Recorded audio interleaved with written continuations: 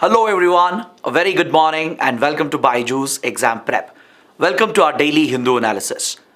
Now before we begin, we have a very big announcement. Target Prelims 2023 is all set to begin from the 1st of March. We have 3 months left for our prelims and we are there to help you thoroughly prepare for the upcoming examination. So the much awaited crash course will be launching very soon, and this time it's going to be comprehensive and holistic. All you have to do is to subscribe to our YouTube channel and download the BYJU'S Exam Prep app.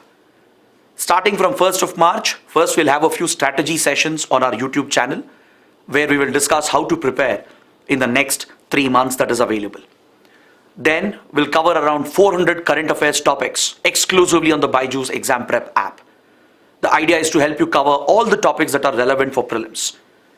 And in the end, as always, we shall have live sessions on YouTube covering around 900 MCQ questions and discussing different topics that would help you prepare for the upcoming prelims. We shall also discuss previous year questions as well live on our YouTube channel. So wait for the further updates, subscribe to our Telegram channel, subscribe to our YouTube channel, download the BYJU'S Exam Prep app. Very soon we'll update you the exact schedule for the upcoming crash course. I really hope you guys take all the benefit out of this crash course and do support us by liking the video, sharing your comments, and as I said, by subscribing to our channel. So with this, let's get started with the analysis of today's The Hindu newspaper. And first, let's take a look at the topics we are going to discuss today. As part of the editorial analysis, we have 3 important editorials and columns. In fact, we have 4 columns and editorials actually. There are 2 articles related to the same topic. So essentially, we have 3 main topics to discuss. Followed by this, we will be covering a number of prelims related topics. So in total, there are around 10 topics that we are going to look at, including a heads up section about a very important development that is affecting the world. So these are the 10 topics we are going to be discussing today. Let's start with the first topic, that is heat waves. Today the Hindu carries an important column on page number 8 under the text and context page, where the Hindu has given us a lot of details to understand what are heat waves. But let's not just stick to the article, let's go a little beyond this as well and understand this topic thoroughly. Because this topic is very, very important for disaster management and geography as well. And from a policy making point of view, it's relevant for polity and governance as well. So this is a topic which is relevant for multiple subjects. So let's take a detailed look at this topic. Let's understand why is this topic in news. Let's understand what are heat waves, how are they formed, what's the impact, and what can we do to mitigate the impact of heat waves. I'm sure many of you know that heat waves are classified as a natural disaster. Heat wave conditions, they can bring about enormous damage to both life and property. It can leave behind a huge socio-economic impact. So it is treated as a major disaster. Of late, the frequency, the occurrence of heat waves has gone up not just in India but around the world. This is as a direct result of climate change and global warming. So human-induced activities, anthropogenic activities, have contributed to the increasing frequency and intensity of heat wave conditions. In the last few years, we are witnessing more and more heat waves occurring very frequently, and they are very intense as well. The frequency and intensity of this disaster has gone up. In fact, it is one of the extreme weather events which has been directly driven by climate change and global warming. Even though it's a natural disaster, there are man-made factors which are contributing to the rising incidence of heat waves in India and around the world. Now this topic is in news, it's in current affairs, because just last week, the IMD, India Meteorological Department, which is the nodal agency for weather forecasting in India, has issued an alert. It has issued an alert in northern India, northwestern and western and central India. The temperatures are likely to be 3 to 5 degrees Celsius above average in the month of February to March. Now this is quite unexpected because see, generally northern northwestern India, until February the winter season extends. It's only March onwards that the summer season sets in. And usually heat wave conditions, it picks up after a while. Maybe by mid or end March is when heat wave conditions start picking up, and it continues to last till around June or July. This is usually the period where we have witnessed heat wave conditions, specifically in northern India, northwestern India, also in parts of central and southern India. But over the last few years, we are seeing a disturbing trend. A trend where heat wave conditions are occurring before, even in February. Starting from February itself, even as the winter is just subsiding, even as cold wave conditions are subsiding, you will witness a rise in heat wave conditions in a very short period of time. Now this is an extreme weather event. If you look at northern northwestern India, just in January, the region would have suffered from cold wave disaster. Within weeks, you will start seeing an abnormal rise in temperature, which will eventually turn to heat wave conditions by March. So IMD has issued a warning. We are expecting an abnormal weather during this summer, and hence IMD has given out this alert. In fact, on 21st Feb, in the NCR region around Delhi, the national capital region, the third hottest day in February was recorded in more than 5 decades. This was the third hottest day in the month of February for the NCR region in the last 50 years. So this clearly indicates the risk that we are facing. This is going to continue in the coming years as well. Hence it becomes very important to understand what are heat waves, how does it form, what is the impact, and how do we mitigate the impact. So let's understand what is a heat wave. How do you classify a heat wave condition? According to IMD, which is the nodal authority, it is the nodal agency with regard to weather forecasting to issue heat wave alerts. IMD is the nodal agency. IMD is also the nodal agency for issuing alerts with regard to heavy rainfall, cyclonic conditions, etc. So IMD is the premier weather forecasting agency of India, and it has been recognized under the National Disaster Management Act to act as the nodal agency for various disasters. And with regard to heat waves, it is IMD which gives out the early warning and alerts. So according to IMD, a heat wave is a period of abnormally high temperatures in a given region, in a given period of time.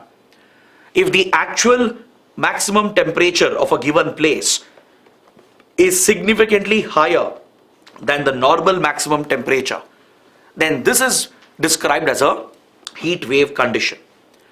This occurs in the summer season, of course, and in India, it is usually witnessed in northwestern parts of India, as you can see in this map.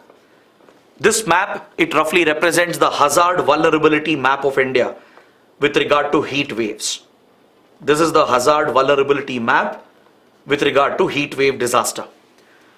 So northwestern India, towards Punjab, Haryana, Delhi NCR region, and even parts of south and central parts of India, stretching from Rajasthan to Gujarat, Madhya Pradesh, Maharashtra, parts of interior Karnataka, Telangana and Andhra Pradesh, Chhattisgarh, parts of Odisha, Jharkhand, UP and Bihar. This whole belt is the most prone, most vulnerable for heat wave conditions. The most intense heat wave is reported in northern parts of India, but even western parts, northwestern and southern and central parts of India are also very badly affected. The period during which we report these conditions is usually between March to June, during the peak of summer season in India, particularly in northern India. Sometimes it extends till July as well, in very rare circumstances. And in some rare circumstances, it might get preponed as well, and it might start from late February and early March itself, as it is about to happen this year. So this is something you need to be aware of. These facts that I have highlighted, they are going to be very important for your prelims. These extreme temperature conditions that occur, right? It not only heats up the surface of the earth, it will heat up the atmosphere as well. That's why it's called a heat wave. And the existence of such a condition for a few days can have a devastating impact on human life and human health. It can affect our environment as well. It can leave behind a long-lasting socio-economic impact. So that is the reason why heat waves are classified as a major disaster. It induces physiological stress amongst all living organisms, plants, animals, birds, and of course human beings. They are all equally affected by heat wave conditions. It affects the health of all living organisms, and the condition could even become fatal, resulting in the death of living organisms as well. So let's understand how exactly is a heat wave classified. How do you identify whether a heat wave condition has arisen? For this, a criteria has been laid out by the IMD. India Meteorological Department, which is the nodal agency, has identified a scientific criteria. A threshold has been identified and the conditions needed are identified, following which a heat wave alert or a condition is declared by the IMD. First, the IMD has set a basic threshold for plain areas and hilly areas. Heat wave condition is considered only if the temperature in the plains has crossed 40 degrees and 30 degrees in the hilly areas. This is a primary condition, the basic threshold which is needed. Anything below this will never be classified as a heat wave condition. The basic condition is that temperature should be above this threshold. It should be above 40 for plains, 30 and above for hilly areas. Now, why is it different for plain and hilly areas? That is an interesting question. Now, this is where I want to give you an exercise, a small assignment. Just try to figure out why the threshold has been set different for plain areas and the hilly regions. Tomorrow I'll give you the answer, but try to figure this out and see if you can post this in the comment section below. Just treat it as a small exercise. So beyond this threshold, if the actual temperature is departing from the normal by 4.5 to 6.4 degrees Celsius, then IMD declares that a heat wave has started. This departure from the normal should be recorded at least in two stations, in two meteorological stations in a given division on 2 consecutive days. At least in 2 meteorological stations, this temperature difference has to be recorded on 2 consecutive days, following which IMD declares that a heat wave has started. If this crosses 6.4 degrees Celsius, if the departure from normal is more than 6.4 degrees, then a severe heat wave condition is declared.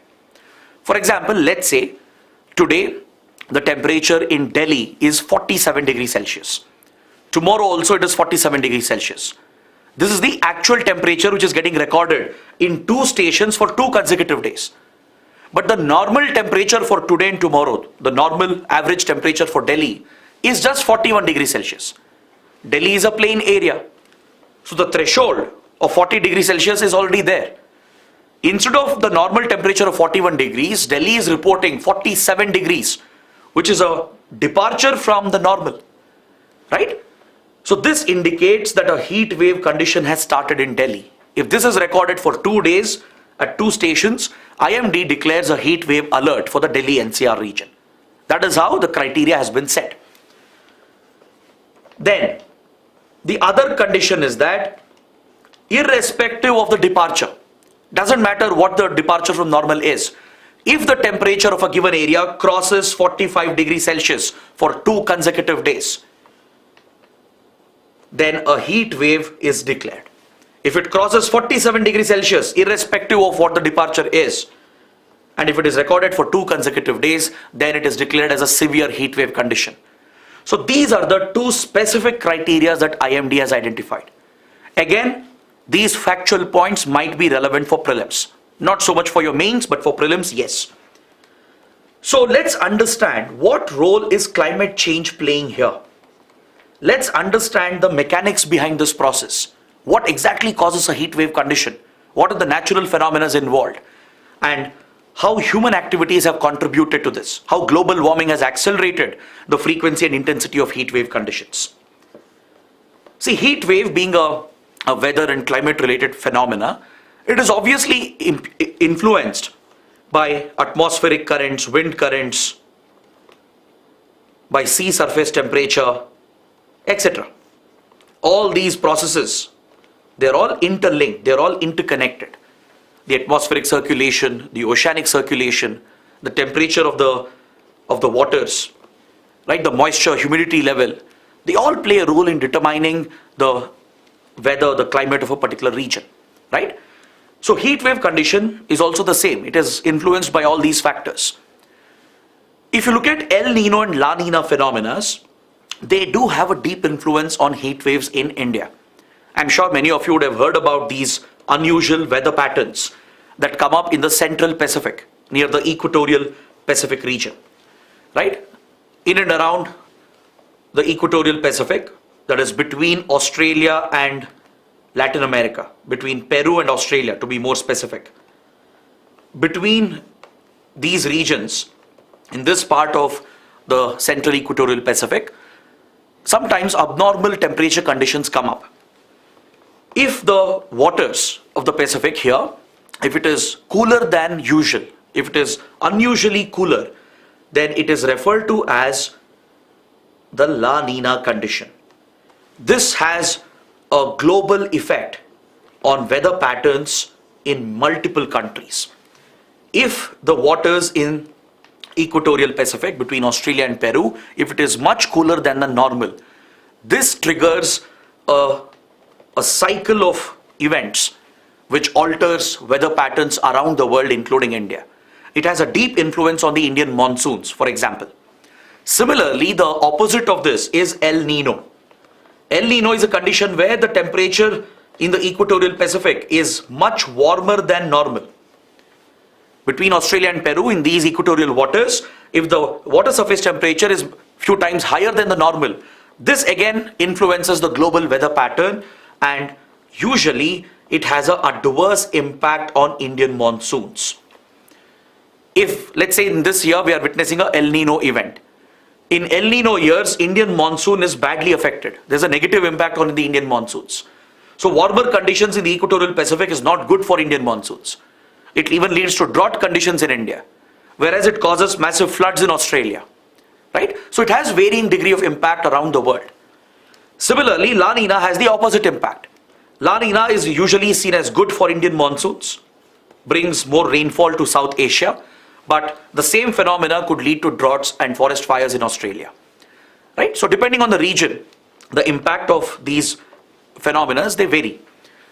El Nino, La Nina conditions, which influence the Indian monsoon, obviously has an impact on the heat wave conditions as well, and the way in which heat waves behave in India.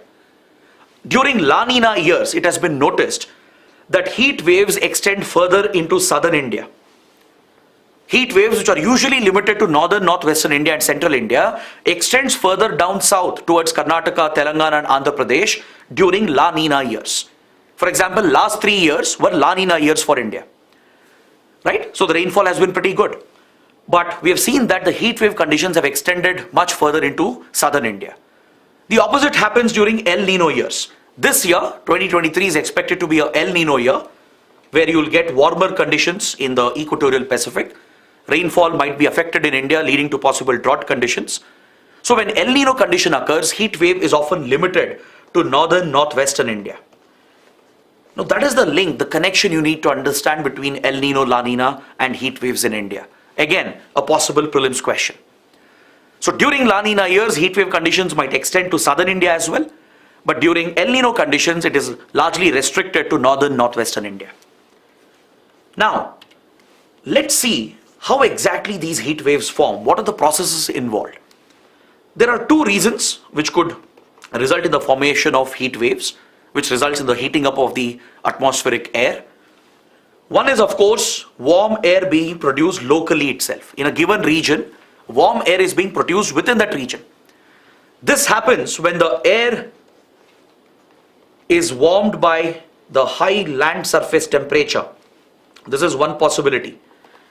When the temperature is very high, right, the earth's surface heats up drastically and transfers the heat through convection to the wind above it, to the atmosphere present above it. This heats up the atmospheric air. The transfer of heat from the surface of the earth to the atmospheric air can result in a locally generated heat wave condition. That is one possibility.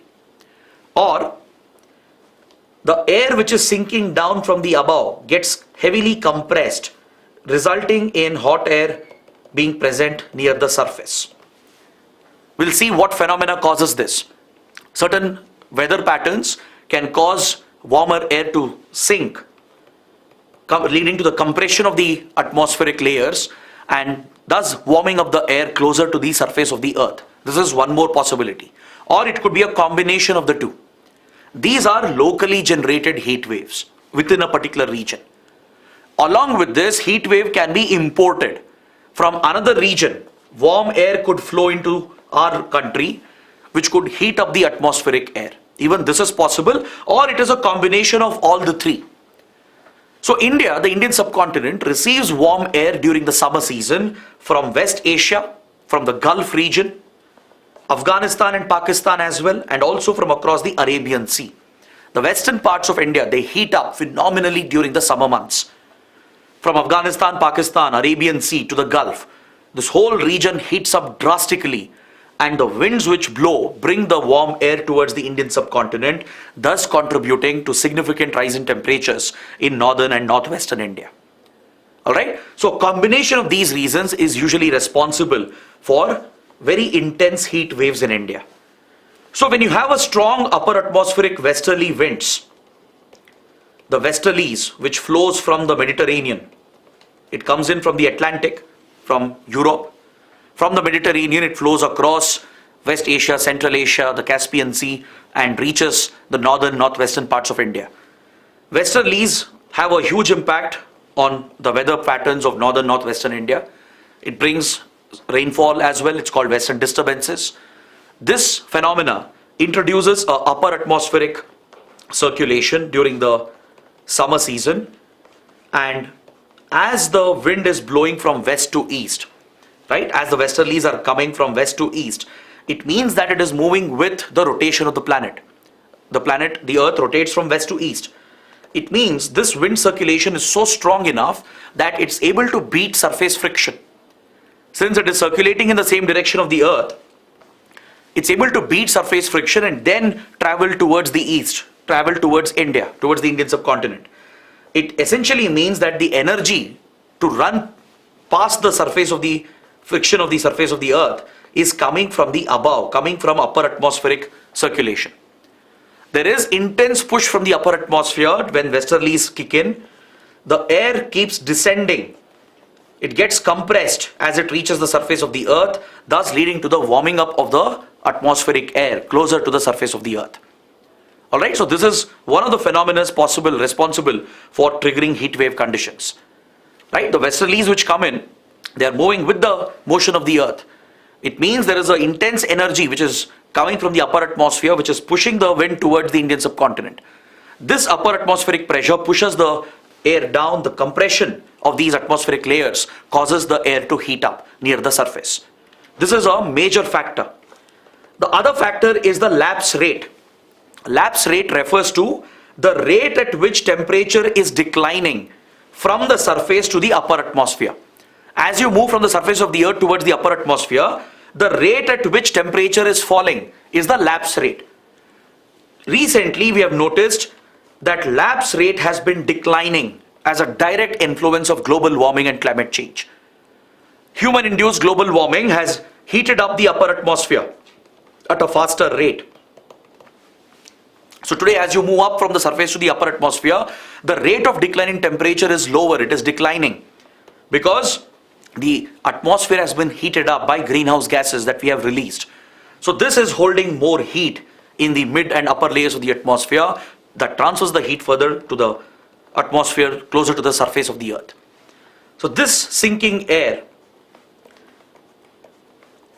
which further leads to compression of the lower layers, heats up the atmosphere present near the surface of the earth. So it's essentially a combination of natural processes, as we discussed. El Nino, La Nina are natural events, right? The atmospheric circulation, the temperature transfer, they're all natural processes. But human activities have adversely impacted them, and we have contributed to the increasing frequency and intensity of heat waves. Now, understanding these processes which are at play is very important for your prelims. You can get a conceptual question on how heat waves are formed in India. How does it affect India? What external factors are affecting heat waves in India? This is something you should be aware of. Now, let's close this topic by understanding the impact of heat wave and what can we do to mitigate the impact. This is from a disaster management point of view and also from a polity and governance point of view. See, heat waves have very serious health consequences. These abnormal conditions, abnormally high temperatures, it can cause and induce a lot of physiological stress for humans and all living organisms. It will of course lead to dehydration, right? Dehydration further leads to loss of essential nutrients, supplements, leading to heat cramps, muscle cramps, heat exhaustion, heat stroke, sunburns, etc. The most serious consequences happens to be heat cramps, where there will be swelling of your muscle tissue, could even induce fainting, followed by fever as well, right? Your internal functions could be thrown completely out of balance because of heat wave conditions. You will suffer from these consequences depending on your exposure. If you're exposed to these conditions during the peak hours, specifically between 10 a.m. to 4 p.m., right? This is where the sun is blazing during the summer season, right? And if you're exposed during this duration, if you don't wear the right protective clothing, if you're not cooling your body, if you're not consuming enough fluids, especially water, electrolytes, etc., right? Then you're going to suffer from intense dehydration and your internal functioning will be completely out of balance. The massive dehydration could induce muscle cramps and heat cramps, leading to the swelling of muscle tissue. It could induce fainting and trigger fever as well. Heat exhaustion will lead to fatigue, nausea, weakness, the feeling of dizzying, headache, right? It could induce vomiting, intense sweating. You might even eventually faint as well. And in a worst case scenario, it turns into a heat stroke where your internal core temperature will start rising. The core body temperature, if it rises beyond a certain limit, it can become fatal. It will lead to multi-organ failure, right? Multiple organs will stop functioning, they'll collapse, leading to eventual death of the individual. So this could be a fatal condition if you don't take adequate precautions. All right? The consequences can be very, very serious, not just for human health, but also you should understand its socio-economic impact. Heat wave is a highly undermined disaster. Not many people pay attention to it. Not many institutions pay much attention to it. Because see, heat waves have a very disproportionate impact on the poor people, on the lower sections of the society. Why? Because usually the rich, the middle class, the upper middle class, they have enough protection. They can cool themselves down by using fans, air conditioners, air coolers, whatnot. Right? They can have the right kind of clothing. They can consume more fluids because they can afford. They have higher purchasing power. But the poor people, right, especially those who work on the street, those who work in the open, they are the most vulnerable to heat wave conditions during the summer season. Manual workers, laborers, construction workers, for example, street vendors, rickshaw pullers, beggars, they are at the maximum receiving end of this disaster. Since they are not able to afford the right precautions, since they lack awareness as well, they are the most exposed during the peak hours, and as a result they are most vulnerable. Every year hundreds of deaths occur in India because of heat wave conditions, and almost all those deaths happen to be within the lowest sections of the Indian society. So you have to keep the socio-economic consequences in mind. It's affecting the poor sections disproportionately. Along with that, it affects agricultural productivity. Obviously plants will be affected. It could push drought conditions, it could lead to water scarcity, right? Crops could die out, thereby affecting the rural economy and affecting the income of the farmers. It leaves behind a devastating environmental impact as well on your biodiversity. Animals, birds, plants, they all suffer the consequences. Wetlands could dry up, water bodies could dry up. It could trigger forest fires. Heat wave conditions, they directly induce forest fires, which is another disaster. It's a secondary disaster associated with heat waves. It could even trigger urban and industrial fires in cities, in factories. Fires could get triggered because of the prevalence of heat wave conditions. So as a result, this is a major disaster, not just affecting life, human life. It's also resulting in damage to property, damage to environment, and it leaves behind a long-lasting socio-economic impact. That is why you need to take the disaster seriously. That is exactly what India has done. Under the Disaster Management Act of 2005, India has recognized heat wave as one of the major disasters, and the National Disaster Management Authority, along with all the concerned institutions, they are paying priority attention to this disaster because we suffer from heat waves every single year. IMD has been designated as the nodal agency to issue early warning and forecasts, and NDMA, along with the state level authorities and district level authorities, they take the necessary measures, precautionary measures to minimize the impact of heat wave conditions. So what can be done to manage these conditions? One, of course, you need to have efficient early warning systems. You basically have to implement the DM cycle, the disaster management cycle. There are a few pre-disaster steps that you need to take. Even before the disaster occurs, you have to plan, you have to prepare, right? In order to mitigate and reduce the impact. So planning and preparedness is absolutely essential in disaster management. This is part of pre-disaster phase disaster management. Next, you have to take certain measures during the disaster.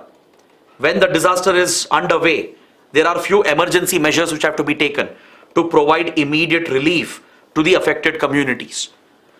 And after the disaster has ended, you need to put in place post-disaster reconstruction and rehabilitation measures. You need to compensate those who have been affected, rebuild their lives, rehabilitate them, restore their livelihoods, compensate them for the losses. So you need to have a comprehensive approach towards disaster management. So in pre-disaster phase, you have to implement early warning systems, which India has done through IMD. Protect and promote your natural buffers, increase your forest cover, protect your wetlands, lakes, water bodies, because they act as natural moderators. They help in cooling down the temperatures of a region. So you have to protect your forests, promote afforestation, protect your natural water bodies, right? Create artificial lakes as well, which helps in moderating the temperatures. Minimize electricity cuts and water cuts during the heat wave conditions, so that people have enough drinking water, people have electricity to provide for cooling solutions, to run their air conditioners, fans, air coolers, etc. Strengthen the hospital network, especially government hospitals, since poor people are going to be the maximum affected by exhaustion, heat stroke, right? Your government hospitals, public health institutions, they should be geared up. They should have the right abilities to deal with large-scale cases of heat wave disaster coming in. You have to strengthen your government health infrastructure. Spread more awareness amongst people, what to do, what not to do. Advise them to take shelter. Make it mandatory for employers to provide basic precautionary measures to their employees. Especially in the construction sector, the real estate industry can be mandated that during the peak hours, you can stop the work. Ensure you work during the early morning, evening, or during the night hours. That is one possible measure, right? Especially when a heat wave has been declared, manual work in the outside, in the open, should be stopped entirely. Or they should provide enough shade, enough water, enough cooling facilities, enough rest for the workers, so they don't suffer from dehydration. Provide cooling places, create shelters where people can rest and cool down. Provide drinking water facilities, strengthen your firefighting capabilities to deal with fire-related incidents. These are the short-term, medium-term measures you can take as part of your disaster management approach. But the long-term approach, of course, is to focus on climate action. Focus on tackling climate change and global warming. Take those adequate mitigation measures which helps you in the long term. All right? So this is what you need to understand from this important topic. I've covered this comprehensively because it's a potential mains topic as well. You can get an entire mains question. This could even be an essay topic. There could be an entire essay just on heat waves. So I hope the discussion has been helpful. Now moving on, we have an important editorial on page number 6 that deals with the topic of menstrual leave policy in order to promote gender equality. in order to promote women empowerment. There is a related column on page number 8 in which the Hindu carries a debate on menstrual leave policies. What is the global status? Which countries have implemented them? Is there a need for menstrual leave in India? Now, this is a very, very delicate and important topic. See, as you know, women suffer from a number of constraints and hurdles, not just in our society, in our patriarchal societies, where there is a lot of gender divide and gender-based discrimination and gender violence. They also suffer from a number of natural constraints, physiological constraints, right? Yes, of course, over the years we have made a lot of progress. In India, for example, with regard to women's safety, women empowerment, a lot of progress has been made in several domains. With regard to women education, healthcare for women, with regard to political participation of women, right? India has done much, much better, but still we have many social problems, many problems in our orthodox conservative society, which is still a patriarchal society, right?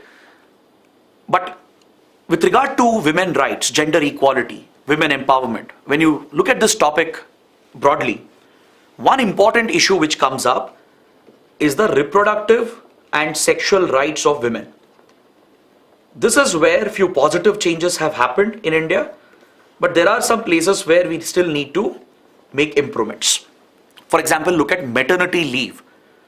Now it's legally mandated for every company to provide 26 weeks of paid maternity leave. It was just around 12 weeks before, right?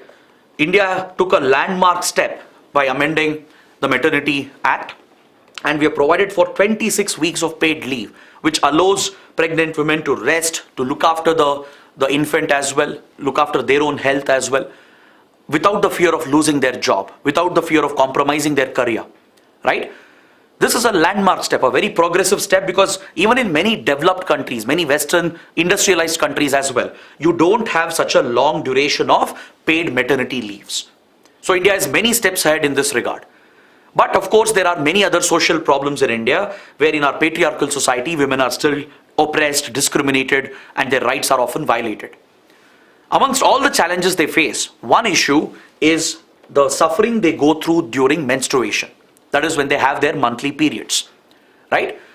So this is directly related to their reproductive and sexual health. Women suffer from a lot of discomfort, pain, hormonal changes, emotional changes as well, right? Sometimes it becomes so serious for a lot of women that they're not able to function normally for 2-3 days a month. This is directly affecting not just their health, their physical and mental health, but also their ability to participate in the society, be it attending schools for school-going girls, be it attending work for women, right? Their productivity is getting affected, which in turn has socio-economic consequences for them. Hence, there is a demand in many parts of the world to provide mandatory menstrual leave through a law. Alright, there are few countries which have brought a policy through their labor laws. It is mandated for companies to provide compulsory paid menstrual leave. Every month, 1 or 2 days, the employer has to grant leave without questions asked. Right? This is something which is seen in many countries, but the policy is not there in many other countries. In India as well, there is no exact legal framework for this, but in few states, menstrual leave has been provided. So recently, this topic has come up again. It's gained a lot of attention because Spain, the European country, became the first European nation to provide for mandatory menstrual leave just a few days back. Right? Just a couple of weeks back, Spain has introduced a law through its labor laws to provide for mandatory menstrual leave. In India as well, there was a petition. A law student had approached the Supreme Court of India asking for directions to the governments, central and state governments, asking for a mandatory menstrual pain leave for girl students and working women in the country. This petition was initially heard by the Supreme Court. A 3-judge bench headed by the Chief Justice D.Y. Chandrachud looked into the petition. Later, the Supreme Court said, see, we can't pass any ruling on this. This is a policy matter. This is a policy matter which should be decided by the executive, by the government. The judiciary cannot decide on this because it's a policy matter. However, the Supreme Court made some very important observations. It asked the petitioner to go to the Ministry of Women and Child Development and demand the center to frame a policy on menstrual pain leave. The Supreme Court bench has highlighted the importance of recognizing the suffering that women face during their monthly menstruation, and the Supreme Court has clearly recognized that because of this natural biological physiological process, women should not face any kind of discrimination, be it at work or be it in the society.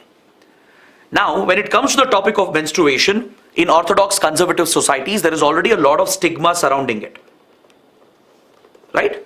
Especially when orthodox religion comes into question, not just in India but around the world, right? In various orthodox religious practices, menstruation is treated as a taboo, right? Menstruating women are ostracized. They are asked to stay separate. They are not allowed to mingle with the family, not allowed to cook food, not allowed to visit places of worship, right? All such orthodox practices are prevalent in India and around the world, and this is purely based on superstition and conservative beliefs. So how do you deal with such a matter, such a sensitive social matter which is having a huge impact on women's health and their well-being? So there is an argument, there is one section which argues that yes, menstrual leave should be legally recognized. Make it mandatory for companies, for schools, colleges to provide 1 or 2 days of leave every month. It should be paid leave, and usually it should be without conditions. They need not explain why they are taking the leave. They need not give any proof, any evidence to do that. This is one section of the argument. Because see, there have been many studies. This is not just a blanket argument we are making. There is scientific evidence to show that a number of menstruating women, they suffer from many adverse conditions during the menstrual time period, right? They go through a lot of hormonal changes. The pain becomes almost unbearable for some of them. It almost, makes them, it prevents them from functioning normally, right? They won't be able to do even basic tasks. This directly affects their ability to go to schools or colleges, ability to work. It affects their productivity, right? So keeping this in mind, there are sections who are arguing that yes, menstrual leave should be made mandatory. It should be a policy. All right. If you look at India, Kerala and Bihar, they have a menstrual leave policy in place. Bihar was the first state in 1992. In 1990s itself, it became the first state in India to provide for a mandatory menstrual pain leave, right? So all the companies are obligated to provide that, which helps in protecting the rights of women. Kerala also has recently introduced a policy on similar lines. Other states are considering the same proposal, and even without a law or a policy, many Indian companies are doing it voluntarily on their own, especially new age startups, including BYJU'S, for example. Paid menstrual leave is already provided to employees by various companies, various startups, various Indian private companies. They're already providing this as a policy. If you look at the global framework, there are many countries which have taken these steps many years ago. Indonesia, Japan, South Korea, Spain, Zambia, even the African country of Zambia, Philippines. All these countries, they have menstrual leave policies in different forms. The number of days will vary, whether it's paid or semi-paid, that will vary from country to country. But they've all recognized the need to provide for menstrual leave. Now, there is an argument against it as well. There is a drawback. If menstrual leave is provided, this could again lead to a different kind of discrimination. Because employers, the private companies, might be discouraged. It will become a disincentive for them to hire a woman worker. When it comes to hiring women, few companies which are still patriarchal, which are driven by profit mindset, they might be pushed not to hire more women.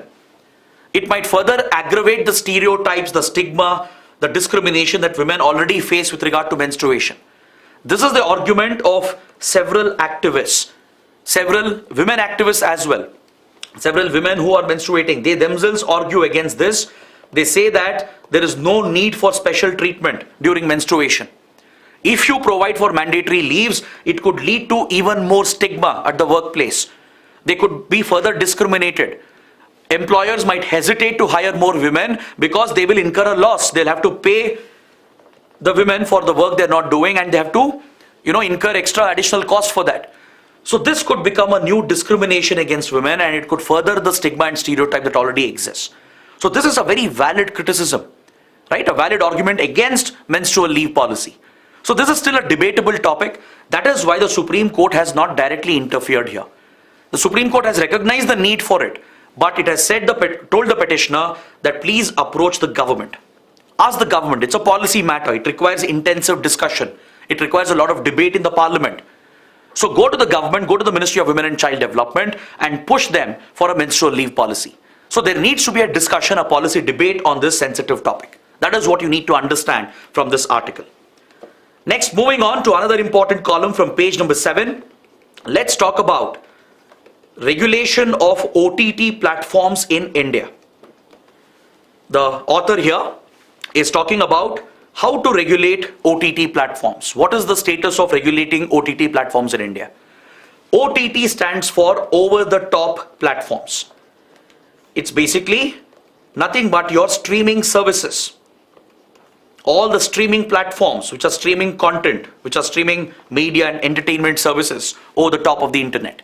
Right? That's why they're called over-the-top platforms, OTT platforms. This includes all popular streaming services like Netflix, Amazon Prime, Disney, Hotstar, etc. The list goes on. In the last few years, OTT platforms have become hugely popular, not just in India, but around the world. Right? A lot of content is coming up, which is widely consumed by the audience. So, of course, there is concern about the kind of content which is hosted on these platforms. Right? Is there any objectionable content? Is there any content on these platforms which could threaten the security of the state, law and order in the country? Is there any content on these platforms which could incite hatred between different communities, which could lead to violence and riots? Right? So these are definitely genuine security concerns that exist, policy concerns and security concerns for the government. On many platforms, you have content which is very graphic, right? Content which could have explicit nudity. There could be explicit sexual content, drug consumption, smoking, alcohol consumption, or extreme violence and gore. So all such content, it's not suitable for all the audience, right? It's suitable for a mature adult audience, but definitely not for kids. Kids can't watch everything that's there on OTT platforms. So there are a lot of regulatory concerns with regard to the content on OTT platforms. Concerns with regard to security and law and order, concerns with regard to the impact on children, and concerns with regard to the general impact on the society. So how do you regulate the content? Now, since this is a broadcasting media, the government shouldn't directly interfere. The government shouldn't go for strict regulation here, right? Because right to free speech, right to expression is a fundamental right under Article 19. And the content carried on OTT platforms, it's creative content. You can't curb creative expression, the right to creative expression. Because see, what is objectionable to me may not be objectionable to you, right? What you consider as objectionable is very subjective, depends from person to person. Now, whether I want to watch a movie or not should be a choice left to the individual. It shouldn't be dictated by the government, not by the society, right? But generally, we have a tendency in our country where there is a ban culture, a culture calling for a ban on everything, boycott of everything, ban these books, ban this movie, right? This has become a trend, especially amongst few conservative extremist organizations. They do it for their political reasons. They try to take different art forms, be it paintings, sculptures, books, movies, right, web shows, whatnot. They'll try to, politicize it, lead protests, calling for a ban. And sometimes governments fall under the pressure and they even ban these pieces of art. But when it comes to artistic work, when it comes to creative expression, in any modern progressive democracy, there should be no curbs. It should be left to the audience. It should be left to the audience to decide whether they want to watch something or not, read something or not. If you don't like it, don't watch, don't read. Who's forcing you, right? But there needs to be some regulation at least. If not an outright censorship, there is definitely a need for regulation in order to regulate the content, to ensure that it is in line with certain standards. So that is why India brought out the IT rules in 2021. The Intermediary Guidelines and Digital Media Ethics Code rules, which was notified under the IT Act, the Information Technology Act of 2000. These IT rules, they regulate social media intermediaries like Facebook, Google, Twitter, etc. It regulates digital media, that is media outlets which only have a digital presence like the print, Swarajya, the Wire, etc. These are media outlets which only have an online presence. and it also provides for regulation of OTT platforms. The IT rules of 2021, notified under the IT Act, it provides for regulation of these forms of media: social media, digital media, and OTT platforms. Now, if you look at the regulations that were brought out, India's approach is co-regulation model. We haven't gone for complete self-regulation by the industry itself. At the same time, we haven't gone for censorship and government-led regulation, centralized regulation. India has struck a balance here, keeping in mind the fundamental rights of freedom of speech and expression, the right to creative expression. So the IT rules provide for co-regulation, where there is self-regulation being promoted at the industry level, where every company, every streaming platform like Netflix, Amazon Prime, etc., within their company, they have to follow certain standards. They should have certain regulatory codes. They should follow certain ethical code of conduct. At the industry level, all the companies at the industry level, they should come together and provide for self-regulation of the industry through a self-regulatory body. And finally, the government has provided for an oversight mechanism through the Ministry of Information and Broadcasting. So basically, it has created a three-tiered regulatory mechanism. All right? The first level of regulation is within the company. Each OTT platform should have a self-regulatory body. They should follow certain standard codes, ethical codes that have been prescribed by the IT rules. Second, you have industry level body created by all the companies together. All the OTT companies should come together, form an industry level self-regulatory body, which will act as the second tier of self-regulation. And finally, there is an oversight mechanism, the third tier, led by the government, by the Ministry of Information Broadcasting, which has been given oversight powers over OTT platforms. This is the three-tier regulation model which has been created, and it provides for limited co-regulation. The focus is on self-regulation within the industry, and the government will intervene only when necessary. The government will step in through the third tier of regulation through the Information Broadcasting Ministry only when it is necessary. Alright? Otherwise, any regulatory matter should be handled by the company itself or by the industry itself. This is the model that India has gone for. So under the rules, each company has been mandated to set up a grievance redressal mechanism. They should clearly display the details as well on their website, on their app, on the interface that they have built. Right? They should clearly display whom to contact if you have a complaint. If you want to complain about some content, if you find this objectionable, right? There should be a place where you can approach the company and report this to the company. All right? So a grievance redressal mechanism should be clearly established, and there should be a code of ethics that the company should follow through its self-regulation mechanism. This will apply to the whole industry as well. So they'll have to provide for parental locks. A child lock facility should be provided so that adult content can be locked away. Only adults will have access to it with a password. Children need not be exposed to any graphic content, any explicit content. Right? This feature should be made mandatory. Next, the content should be classified as universal, adult rated, 13 plus, 15 plus. Right? The content based on what kind of explicit material is present in it, it should be classified accordingly, according to a universal rating system, and the rating should be clearly displayed. Each program, when you start playing a movie or a web series or a documentary, you should immediately get to know what is the rating. Is it adult rated? Is it UA rated? Can underage children watch this? Right? And there should be a clear disclaimer at the very start explaining that this is the kind of content present in this movie or in this documentary. If there is drug consumption, if there is extreme violence, if there is sexually explicit content, if there is drug abuse, this should be very clearly mentioned at the very start so that the audience knows what they are getting into. If they still choose to watch, it is their wish. Those who find it objectionable, they can quit, they can stop watching it, right? So such basic regulatory mechanisms are necessary, and that is what the IT rules is providing for. However, there are some issues which the author is identifying. Even though it provides for very limited self-regulation with limited role for the government, right? Even though companies have already started implementing these measures as well, They provide for parental lock features. They are already classifying the content. They display the disclaimer as well clearly at the start. All these measures are being followed, but still the writer says there are some issues in enforcement. For example, he says there is little awareness amongst the general public. The public, the audience, they don't even know they can raise a complaint. They can raise a grievance against a company, against the content that they are watching. That's because the contact details are not clearly displayed. There is no standard here, right? Many companies, they are not clearly displaying whom to contact, where to raise the complaint. This should be done prominently on the app, on the website, on their interface.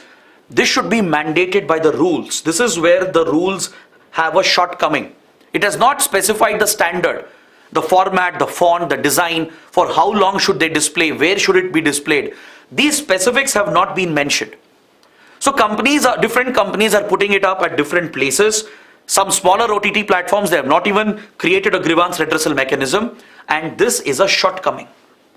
The compliance itself is very low, especially amongst the smaller players. All the big companies have implemented, they have grievance redressal mechanisms, but they're not displaying it in a standard format. Each company has a different way of showing the grievance redressal details, the contact details. So thereby, it has led to lack of awareness. Consumers are not aware. They don't know where to raise a complaint.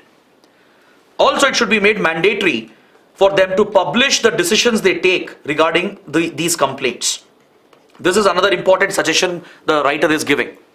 Since we are promoting self-regulation at the company level and industry level, we should make it mandatory for them. Maybe every month they should publish all the complaints and what decisions did they take, what measures were taken by the company, by the industry, based on the complaints they have received. This should be placed in the public domain every month.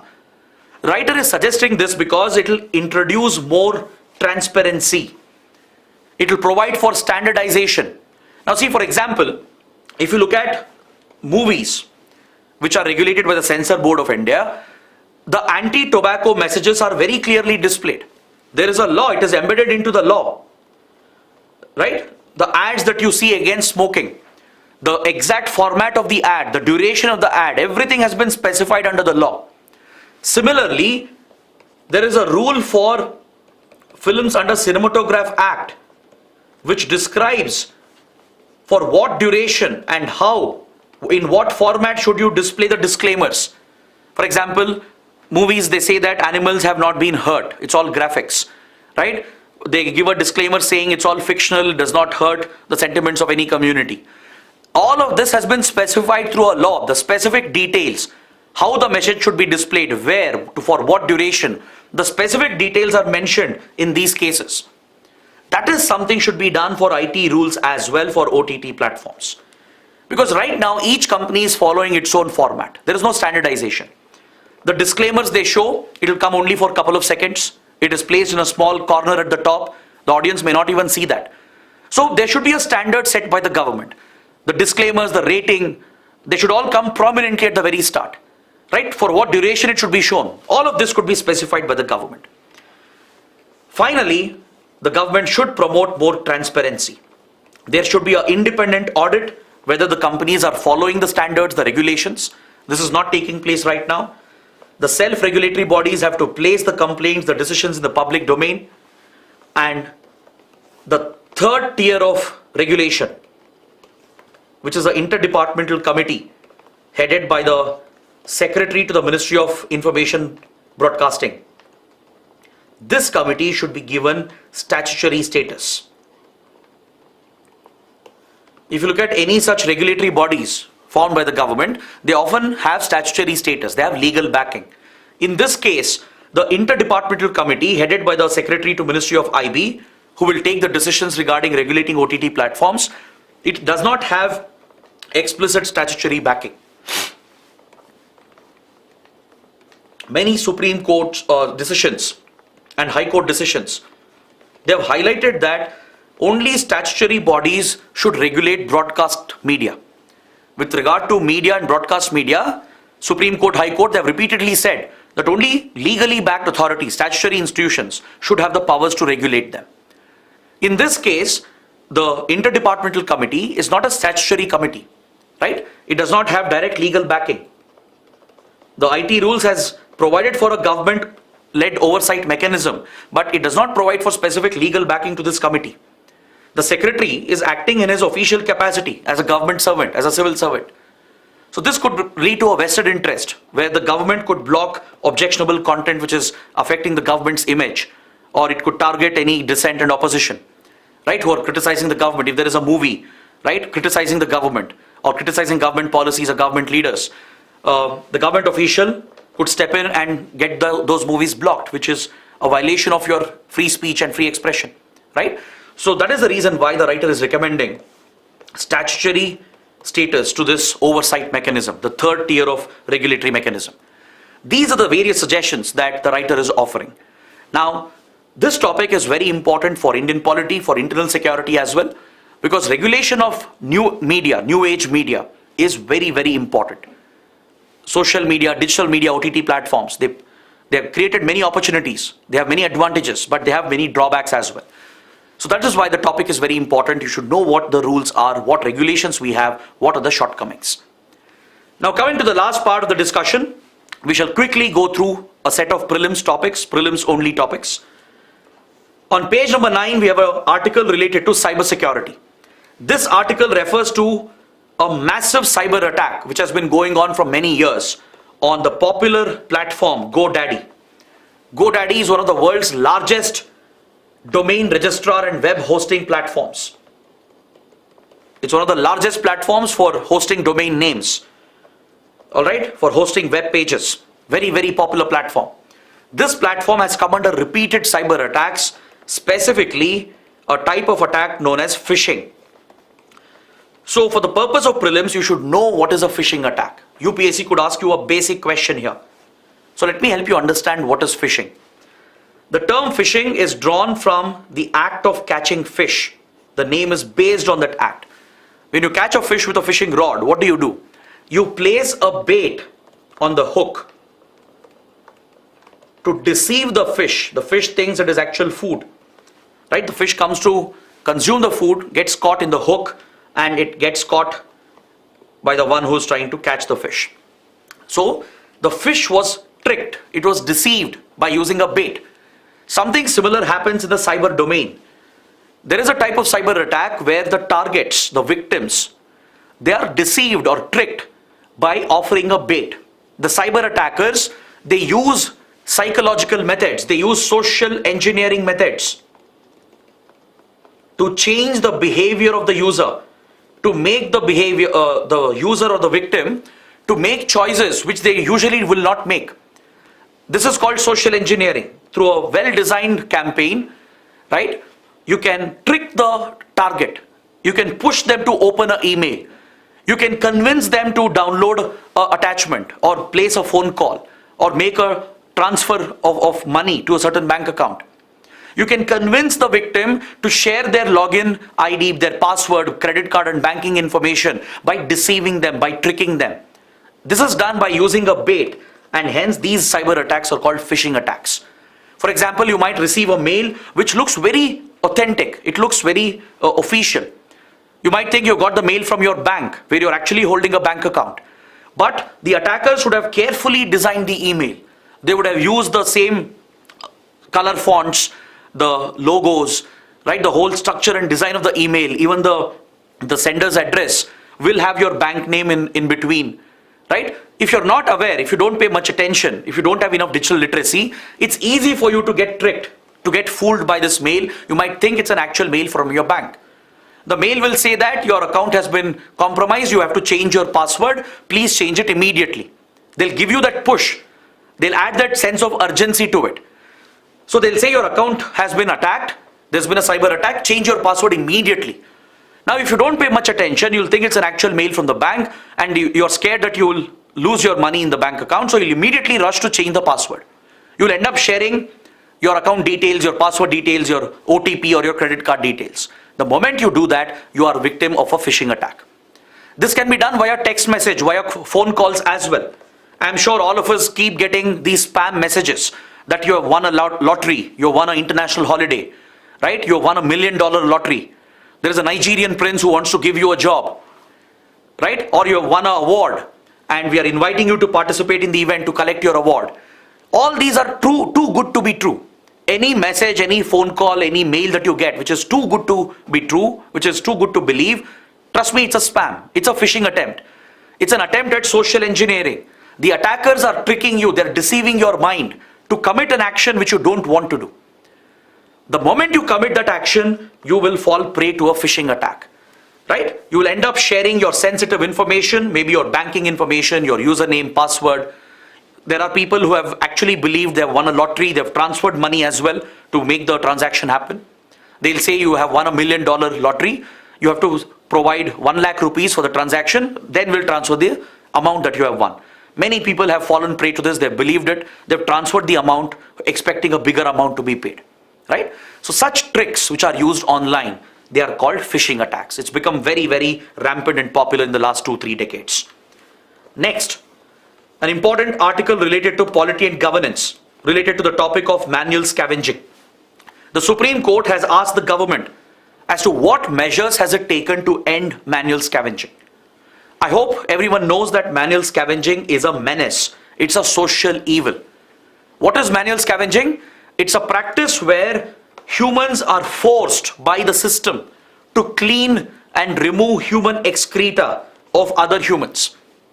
For example, humans are used to clean sewage pipes, drains, gutters, septic tanks, dry latrines which don't have modern flushing facilities, right? So to clean such toilets or drain pipes or sewage pipes, septic tanks, etc., human labor is employed, not just by private individuals but also by government organizations, by municipal bodies. They've often used human manual labor to clean human excrement, to remove human excrement. This is extremely dehumanizing. It's a dehumanizing practice, right, which affects the dignity of the individual. Doesn't matter if they are getting paid for it. It is a dehumanizing practice which has no place in a modern society.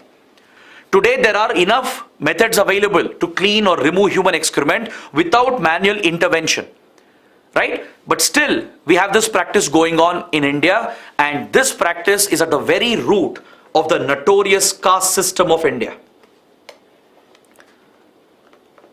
The centuries of oppression that Dalits have faced in the country, the scheduled castes have faced in the country, is a direct result of this abhorrent practice which has been promoted in India since many centuries, right? The upper castes, they've always used the lower castes to carry out these tasks and further ostracize the community, right? So Dalits, scheduled castes, are the ones who are primarily employed in manual scavenging. Studies have clearly established this. 90%, more than 90% of them come from the Dalit scheduled caste community. So from a social justice point of view as well, it's very important to ban and eliminate manual scavenging, right? The constitution prohibits untouchability. There is an article. Can you figure out which article prohibits untouchability? Post the name of the article, the number of the article in the comments below, right? The constitution has prohibited untouchability, and based on this, the government has passed laws. We have the Employment of Manual Scavengers, Construction of Dry Latrines Prohibition Act of 1993. This banned manual scavenging in India, but it wasn't effectively enforced. It banned the construction of dry latrines which don't have sanitation or flush facilities, which are not connected to the drainage system. Such toilets were banned in India, but still the practice continued. Because of the inefficiency of the law, we introduced a new law, the Prohibition of Employment as Manual Scavengers and their Rehabilitation Act in 2013. This provides for not just a ban on manual scavenging, but rehabilitation of manual scavengers, because they don't find any other employment. They don't have any education, they don't have any other skills. They are pushed to do this for their livelihood. There is a need to give them alternate jobs, to settle them in different areas, give them basic facilities and push them away from this field.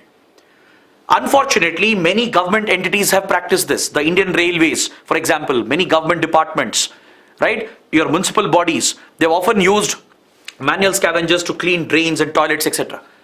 So today there is an outright ban on this. It's being strictly enforced, and the government is also making attempts. Center and states both are working together to rehabilitate manual scavengers. All of this work is taking place under this law. So the Supreme Court has asked the government, what progress have you achieved? Give us the status report. To what extent have you rehabilitated the scheduled castes, the manual scavengers in India? That data has been sought by the Supreme Court. That is why the topic is in news.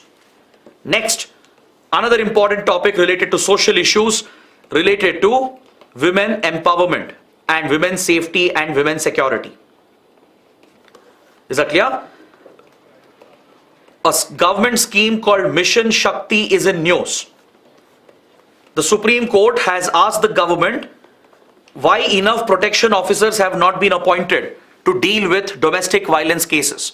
See, we have a law called Protection of Women from Domestic Violence Act of 2005. It prohibits domestic violence against women, right? Where usually the husband beats up the woman, right? So to prevent domestic violence and to protect women, there is a law in place. And in every district, there are centers that have been set up where protection officers have to be appointed, where women can approach to file complaints, and it becomes the responsibility of the protection officer to protect the women and pursue the cases to punish the husband or the family which has domestically abused and carried out domestic violence against the woman. So we have certain systems in place, but they're not being implemented. There are critical vacancies in these offices at district level where enough protection officers are not available. So the Supreme Court has asked the government, why is there a lack of protection officers? What are you doing with this scheme called Mission Shakti? Right? So that is why Mission Shakti becomes important for your prelims. This is an umbrella program which was recently launched by the government of India. It is focused on women empowerment, women's safety and women's security. It's a very wide program covering women's safety and security issues and also women empowerment issues. It is being implemented for the 15th Finance Commission period starting from 2021 to 2026. This is the time period of its implementation. The new rules of Mission Shakti came into force last year, from last April, and across the country, Mission Shakti is being implemented. It's a priority program of the central government which is being implemented with the help of the states. So under Mission Shakti, the government's focus is to implement various programs at the district level, at the grassroots, to provide for women's safety and security and women empowerment. There are two components in this scheme. You should be aware of this. Under Mission Shakti, you have Sambal,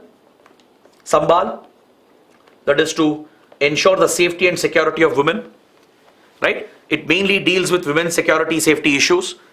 And Samarthya, the other scheme, sub-scheme under it, to provide for women empowerment. All right? It has basically subsumed all the previous schemes that were there. With regard to women's safety security, we had one-stop center, women helpline, Beti Bachao, Beti Padhao initiative, right? All these existing initiatives have been clubbed under the Sambal initiative, the sub-scheme of Mission Shakti. It's under this, domestic violence cases, sexual abuse cases are dealt with. All right? So rape victims, abuse victims, they can approach these centers for help. There should be protection officers to help them and protect them. This part of the scheme deals only with women's safety and security. Under this, Nari Adalats has been added as a new component to provide for alternate dispute resolution, to provide for gender justice and to resolve these disputes within families. Nari Adalats have been created, which is a new initiative under the Sambal sub-scheme of Mission Shakti. Under Samarthya, which is the women empowerment sub-scheme, all the previous schemes like Ujjwala, Swadargra, then women working hostels, other schemes related to women nutrition, women reproductive rights, like Pradhan Mantri Matru Vandana Yojana, the national creche scheme for working mothers so they can take care of their infant children.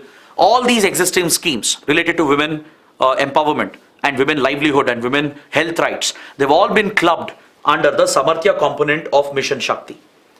Alright, so this is an umbrella program for women empowerment, safety and security, and there are two subcomponents.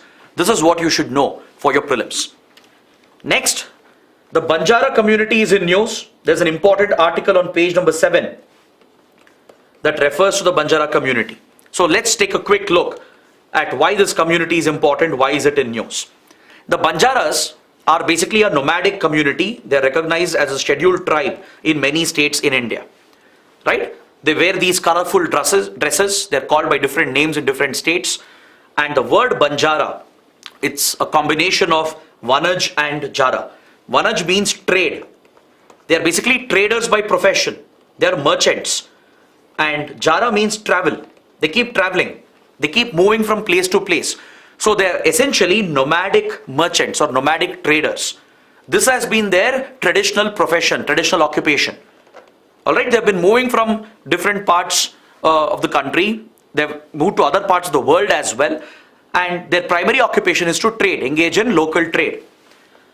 They speak the Gorboli dialect, which is a combination of languages from different regions because it's a nomadic community. They've picked up languages and words from different languages and different regions. And they have formed a vital supply chain in the rural areas. In rural pockets of Rajasthan, Andhra Pradesh, Karnataka, right? In all these states where the Banjaras are found, right? They form a vital supply chain link in enabling local trade. They have even moved to other parts of the world in Asia and Europe. Some of the Banjaras have moved to other countries as well over the last few decades and centuries. During the colonial period, they resisted the British exploitation, just like any other tribe, right? They resisted the British exploitation of their land, of their labor. They didn't take part in the forced labor. They didn't work for the British plantations. They even tried to rebel against the British. So the British punished them by recognizing them as a criminal tribe under the Notorious Criminal Tribes Act. And they put them under forced labor. They made them do hard labor by declaring the whole community as a criminal tribe. Following India's independence, the community was denotified. It was delisted from the criminal tribes list. However, it continued to be listed under Habitual Offenders Act. Because there was a big stereotype. The stereotype was that most Banjaras are involved in crime. Along with moving from one place to one place and carrying trade, they were accused of theft, robbery, murders as well. Yes, some tribes were involved in it, but not all of them. This stereotype affected their well-being. They were stigmatized. They have been ostracized in the community. They have not been allowed to settle in one place. So as a result, their rights have been severely compromised. Is that clear? They have constantly struggled with their identity. They have not been able to develop the community itself. So that is why the community needs additional protection. The root of the community is traced to Rajasthan. It's primarily originated from Rajasthan, but Banjaras have now settled in different parts of the country, including in Andhra Pradesh, Karnataka, and in various other parts of India. They're known by different names. They're called Lambda, Lambadi, Lambani, right? In different regions, they're known by different names. They're found in Maharashtra, Madhya Pradesh, Chhattisgarh as well. And they've been given different protection status. In few states, they're recognized as a scheduled tribe. In few states, they are a scheduled caste like Himachal Pradesh and Karnataka. In few states, they have been given the OBC status. Now remember the way in which the community has been recognized. Right? This provides for them some reservation, which helps the community to deal with the stereotype and the discrimination they have faced over the centuries. Now, the last point, the community is in news because the Ministry of Culture is looking to celebrate the 284th birth anniversary of Sant Sevalal Maharaj, who is a revered spiritual leader, religious and spiritual leader within the Banjara community. He is a revered spiritual leader in the community. He is widely worshipped by Banjaras in Rajasthan, Karnataka, Andhra Pradesh, Telangana, and in many other parts of India. The Ministry of Culture has announced that the 284th birth anniversary of this spiritual leader will be marked and it will be celebrated by the government. His final resting place is at Pohra Devi in the Washim district of Maharashtra. It's also called Banjara Kashi. These facts can be very, very important for your prelims. Next, eSanjeevani is in news. The Prime Minister recently delivered his periodic radio address, Man Ki Baat. During the Man Ki Baat address, Prime Minister Modi has praised the eSanjeevani initiative for improving healthcare in India, for providing essential healthcare services, especially during the pandemic. So you should know what is eSanjeevani. eSanjeevani is a telemedicine platform created by the Ministry of Health and Family Welfare. It was meant for doctor-to-doctor consultation. It provided for a hub and spoke model to improve healthcare in India under the Ayushman Bharat initiative. Under Ayushman Bharat, you have a component called Health and Wellness Centers. So health and wellness centers are coming up across India. There are central hubs where all the best facilities, secondary, tertiary health facilities are present. And through a spoke model, there are branches in different villages, districts, where primary healthcare centers are located. So between the spokes and the hub, between the branches and the nodal hub, to establish connectivity between the doctors, to recommend their patients for higher consultation, to get secondary, tertiary health services, this model was implemented. A telemedicine platform through which virtual consultation can happen, online consultation.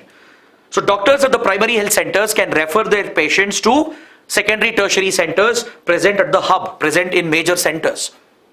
This has been a very successful model. Crores of patients have been treated through the eSanjeevani model. After the pandemic started, the eSanjeevani OPD was also started. The outpatient initiative was also started, through which patient to doctor teleconsultation was also enabled, where the doctors could directly consult the patient to help India deal with the pandemic. And again, crores of patients were treated during the pandemic period under eSanjeevani OPD. So these are some major healthcare initiatives, and you should have basic knowledge, basic awareness about this. Next, Article 311 is in news. The J&K administration has suspended few government officials by alleging that they were involved in anti-national activities. So you should know what is Article 311. Article 311 of the Constitution deals with the dismissal, removal and reduction of rank of a government servant who is working with the union government or the state government. Under clause 1, civil servants are given a certain degree of protection. According to this provision, they cannot be removed from service by anyone who is subordinate to them, by anyone who is subordinate by the authority to the authority which appointed them. Is that clear? Civil servants, for example, if you look at all India services like IAS, they are appointed by the President of India. State civil servants are appointed by the governor. So, according to the doctrine of pleasure, civil servants, that is government servants, they serve the government at the pleasure of their appointing authority, which is the President's office and the Governor's office. So according to Article 311 Clause 1, no subordinate authority below the appointing authority can dismiss the government servants. That is, their dismissal can be done only by their appointing authority, by their President or Governor or by someone who is above them, not by a subordinate institution. That's a basic protection given to civil servants. Similarly, under Clause 2, civil servants should be given a chance. They should be given a chance to appeal. They should be informed of the charges before they are suspended and dismissed from service. They should be given a chance to be heard, to present their side of the story as well, to present their argument. These are some basic protections given to civil servants, especially to All India services and other executive government services. Alright? This enables the government to dismiss and suspend and punish civil servants who are breaking the law. So some protection has been added under Article 311. That is why it is very relevant and important for the exams. Now coming to the last part of the discussion, just a heads up regarding a very concerning issue that's affecting the world from many years. The Mediterranean region has been witnessing one of the biggest and most unfortunate human rights situation. From many years, lot of refugees, illegal migrants are trying to enter European countries by taking the risky sea route through the Mediterranean Sea. These refugees and migrants are coming from Africa, from the poor civil war hit countries of Africa. They're coming from West Asian countries which are hit by civil war, terrorism and conflicts. They're also coming from Afghanistan and Pakistan, from Syria, Libya, Mali, Nigeria, from all these poor countries which are hit by war, conflicts, devastation, right? Refugees and migrants are fleeing. They take very risky boats. Hundreds of migrants are loaded onto these risky boats by human traffickers. Human traffickers make money out of this. They push refugees and migrants who are desperate to cross to Europe, to save themselves, to seek asylum, to get a better life. They take money from them and use very risky boats, and they try to transfer them across the Mediterranean Sea, and they try to help them to enter European countries. In this process, many boats, they sink. Hundreds of migrants and refugees have died, and in the last 1 decade, more than 10,000 refugees and migrants have been killed in the Mediterranean Sea. This is a very risky migration which is happening. It's a constant evolving problem. Mostly from North Africa and West Asia, where you have these poor war-hit countries, civil war-hit countries, countries where disasters have occurred, even Syria, Turkey, Libya, and even from Afghanistan and Pakistan, where people are fleeing conflicts. They all take the help of human traffickers, reach North Africa. From here, they take the risky sea route towards Greece, Cyprus, Italy, Spain, Portugal, etc. They enter Europe illegally, they run away to other countries, they seek refuge and asylum. Right? This has created a major socio-political crisis in European countries as well. It has led to increased crime, increased terrorism, because terrorists are misusing the route. Organized criminals are misusing the route. They are hiding as refugees and migrants and entering Europe and causing security threats. There is a lot of opposition in Europe against refugees and migrants, where right-wing extremism has gone up in European countries, opposing the entry of illegal migrants and refugees. This is affecting the human rights of these refugees and illegal migrants who are trying to save their lives. So it's become a very serious global challenge today, and this highlights the need for a UN convention to deal with refugees and illegal migrants. There should be a uniform policy. Even India has dealt with a lot of refugees and illegal migrants, right? From Tibet, from Afghanistan, Sri Lanka, from Myanmar. We have received a lot of refugees and illegal migrants, but still we don't have a law, we don't have a policy in place. That's because there is no global framework, there is no global convention with regard to dealing with refugees and migrants. So that is what you need to know. You should pay attention to this topic. It's an emerging, evolving topic. It's a very serious situation in Italy. Just a couple of days ago, around 60 people have died, unfortunately, in a boat accident. These were all refugees and migrants who were crossing the Mediterranean Sea. That is why you should be aware of this important development. With this, I bring my discussion to an end. Please take a look at the mains practice questions. All right, use them for improving your answer writing skills. Post your answers in the link that has been provided in the description below. Now don't forget, directly head to our Telegram channel. We have a quiz on all these topics. Take the questions, it will help you revise these topics for your prelims. I hope it was a good, fruitful session. Yes, the session gets extended by a few minutes, but the important point is we are covering the whole newspaper. You don't have to read anything else. Trust me, these 1 hour, 15-20 minutes is more than sufficient. It will comprehensively help you cover current affairs. Just stay with us till your exams. We'll promise you to help you cover all the topics. All you have to do in return is to like the video, comment below, let us know if this is good, if it is helping you, and subscribe to our channel. So that is it for today. Thanks for watching. Have a good day.